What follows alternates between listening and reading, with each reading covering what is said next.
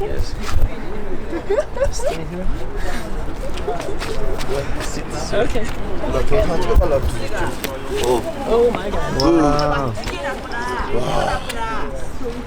Wow. Shake. Shake more. Oh. Good. Stay with him. Okay.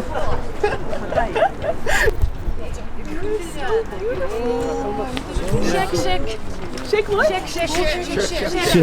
They're so strong.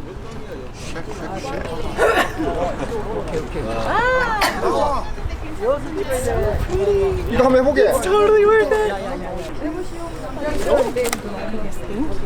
Alright, today is a good day. It's not even 10 in the morning. Brittany's already manhandled an eagle. I held an eagle. It was so cool. Our guide, so we should say that today's day one of our tour. We're gonna continue on to Terelj National Park. We're gonna end up staying with a few different nomadic families in their gers. We're in the capital, we're in Ulaanbaatar, and this monument is dedicated to the start of communism and the history of communism. It was built for the 40th anniversary of communists coming to Russia, defeating the Germans, working against the Japanese, and dedicated to some of the soldiers and the battles that happened here in the country. Right. And it's also a really cool viewpoint on the outskirts of the city here. Right behind us you can see the tallest peak in Ulaanbaatar, and over this way is the rest of the city. You can see the whole thing. Unfortunately, our guide was saying that those forest fires from Siberia are even affecting this region, so it's still really smoky here. And then he was saying that there's generally smog anyway because it's in a valley, so it's kind of enclosed, and it is the biggest city by far in Mongolia. But And there's a few factories here, and they're only coal powered, so that also contributes to the sort of bad air quality here. Yeah, but it was a really cool start of the day getting to see that eagle. Well, they said that it's a Kazakh tradition to hunt with them. They take them when they're babies and train them for a few months, and then they will hunt, and after 6 or 7 years they free them and let them go live in the wild. So super cool, and hopefully we'll get to see that in action a little bit later in our tour.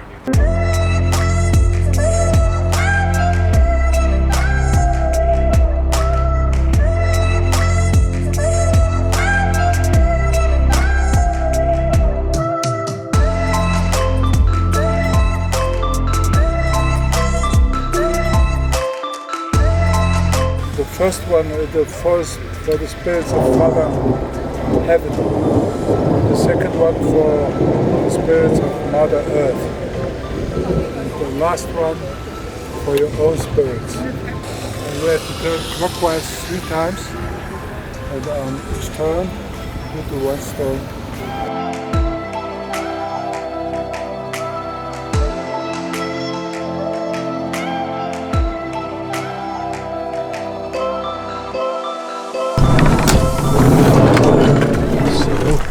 So we just got to the national park, which is pretty amazing. The French couple we're with a German guy and a French couple, and then there's us and our guide, and they said it reminded them of the French Alps. Probably a bit smaller scale, but pretty amazing. So right now our guide, Ake, says we're going to a special place to meditate. Not sure what that means, but we'll find out.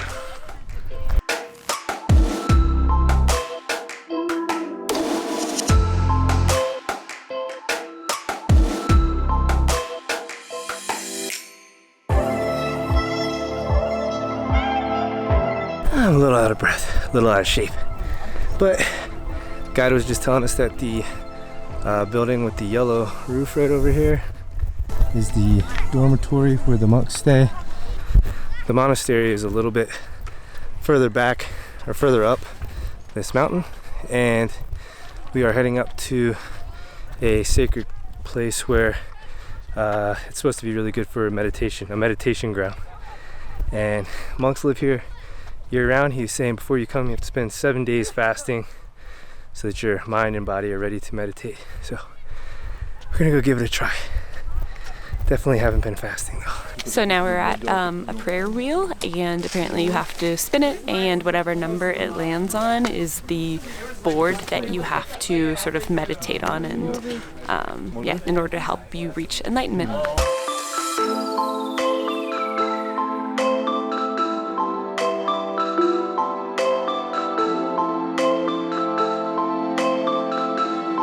Too much Wheel of Fortune.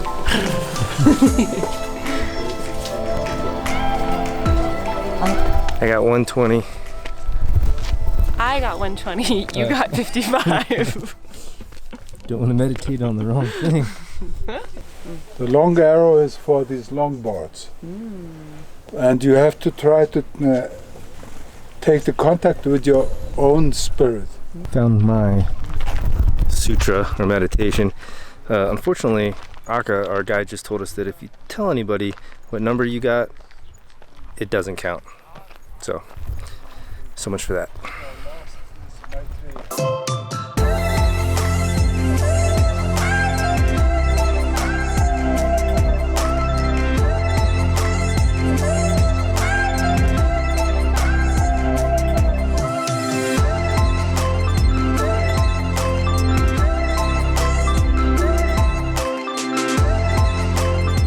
Our guide told us we were supposed to do this one by one.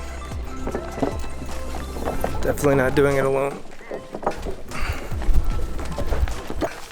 A giant party of 20 Chinese tourists came and stormed the bridge while we were crossing, so.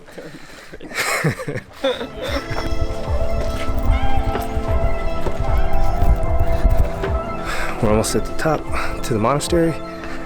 There's an extra 108 steps that lead up to this final point, which is very symbolic, represents 108 shamans that were killed by the Manchurian Empire as they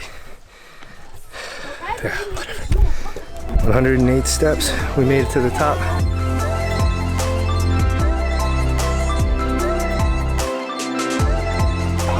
So we couldn't take any photos in there because it was such low light, but we went in, we meditated, it was really beautiful inside, and then as soon as we came out it started raining, so we're glad that they switched up the tour a little bit so that we didn't get caught while we were hiking.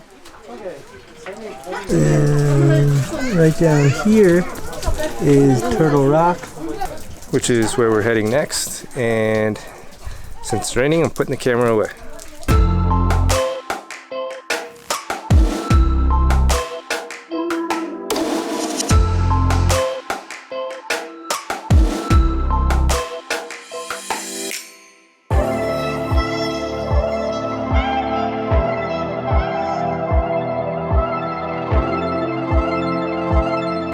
So we finished at the monastery and we made it back down, and now we're heading up to Turtle Rock, which is another famous spot here in the park.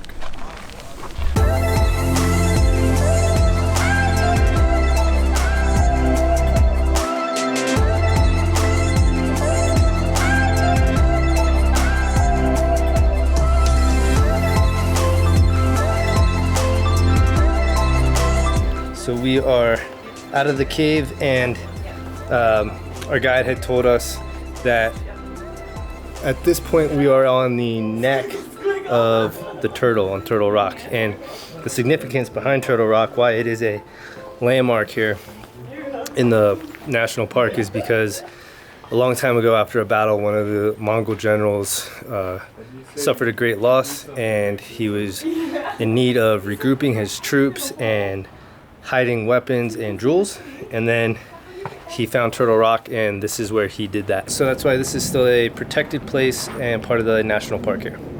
And here is our guide right here.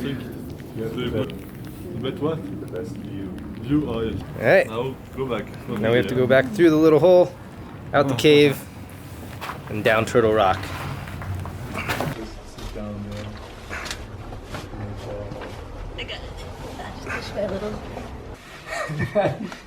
You yep, you look like a turtle. Not sure that's the way you're supposed to do it.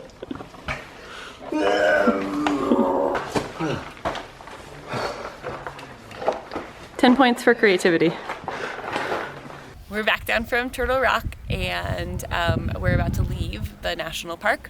Now we're going to hop back in the van. We're going to eat dinner with and stay with a nomadic Kazakh family.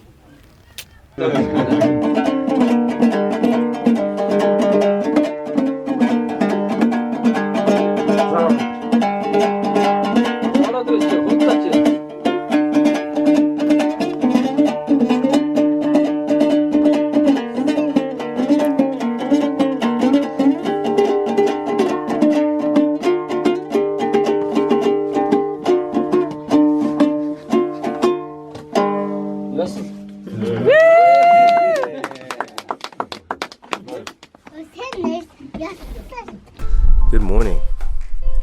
Man, this place is amazing. So last night we drove to the homestay where we're staying with the Kazakh family. We put our stuff in our gur, which is their version, the Mongolian version of a yurt, like we stayed at back on Lake Baikal, and had a traditional dinner, a Mongolian noodle dish.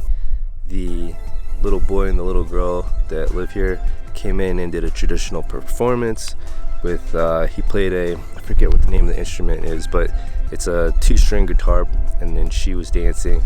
It was awesome. There was an awesome sunset, which I didn't really get to film or get pictures of, because we finished the night with some traditional basketball. They had this dirt court and a backboard made out of wood, no net. It was awesome. We played until it was dark and we couldn't even see anymore. So that was kind of how we ended up spending the rest of the last night. I wanted to film some more stuff, but it was just getting too dark, not enough light. So anyway, this morning we woke up after a good night's sleep and just had breakfast. The family that we're staying with is a nomadic family, so I asked our guide and he said that they'll be moving probably within the next month or two, because all of the land in Mongolia is public land, so they're able to move as they wish. And I think he said they have 30 sheep, I don't know how many cows, some horses. Anyway, everybody's been so nice and it's so beautiful here. Everything's been amazing. So if you haven't been to Mongolia before, if it wasn't on your list of places to travel to, put it at the top, because honestly I had high expectations already, and I'm even surprised at how great this has been. And today's only day 2, so we're moving on.